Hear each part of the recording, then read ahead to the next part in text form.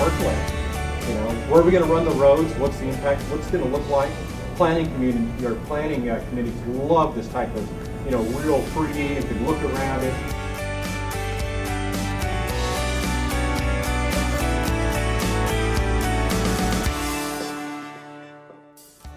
So, believe it or not, AutoCAD has been around for 28 years. It's working its way up to 29 years when December comes rolling around, November and December comes rolling around. Hard to believe it's been around that long. It's a long time for a software product. So now there's all different types of AutoCADs, right? There's AutoCAD Architecture, there's AutoCAD Mechanical, there's AutoCAD Electrical, there's Civil 3D that runs on AutoCAD. We still have our love of AutoCAD. Many of you, I'm sure, are still using AutoCAD. But at Autodesk, we've also gone a step further, and we've created some products that have nothing to do with AutoCAD, like Revit, for example, and Inventor, and Maya. And if you were to take a look at our entire portfolio of products, I don't even know them all, to tell you the truth. There are many, many, many products that Autodesk has. And of course, we're really, really, really big into education. And because because we feel education is so important, we allow all students to download most of our software for free. I'm sure many of you have done that, right? Right? Download it for free because we want you to have a chance to use our software. We don't want any obstacles in the way between you and our software. We want you to be prepared when you eventually go into industry. And of course, we realize the programs that you use now are going to be the programs that you're probably going to want to use when you go into industry as well. At least we're hoping that. So we're very, very focused on education, and you'll be hearing from Nancy later talking about certification as well. So we're very focused on that. And we also spend almost 25% of our money goes back into R&D. Very, very rare for a software company. It's been that way since the very beginning. It's been one of those historic things that Autodesk has always done. Putting money back in. What's the next big thing? What's going to help our customers be more successful? What's always looking at the industry trends and to see where software is going. So we're very, very focused on that at Autodesk. One of the things that really enticed me to work at Autodesk was the fact that they put so much money back into R&D. So kind of taking a look where design is headed. Some of you took Inventor classes today, so you had a chance to walk into the world of digital prototyping. We'll talk a little bit about building information modeling. I'm sure there were some Revit classes this morning too. I'm hoping that there was.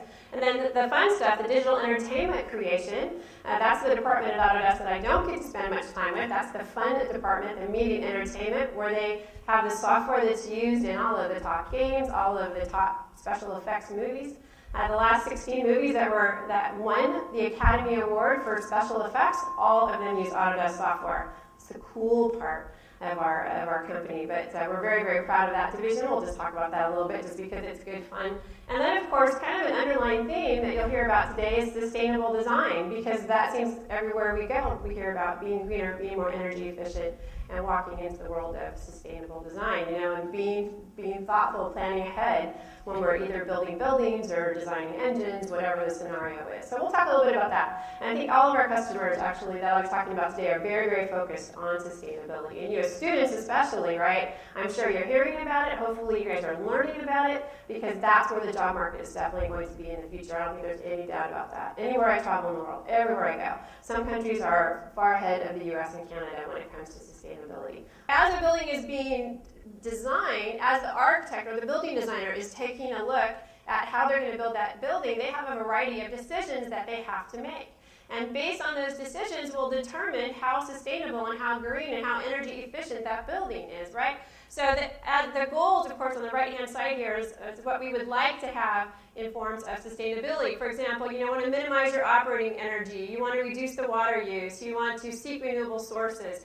You want to optimize the site. You want to make sure that the building is going the right direction so that you can optimize it for energy efficiency and things like that. And as a result of this, we have a product called Ecotech Analysis, which I hope that some of you have heard of. It's just a great product.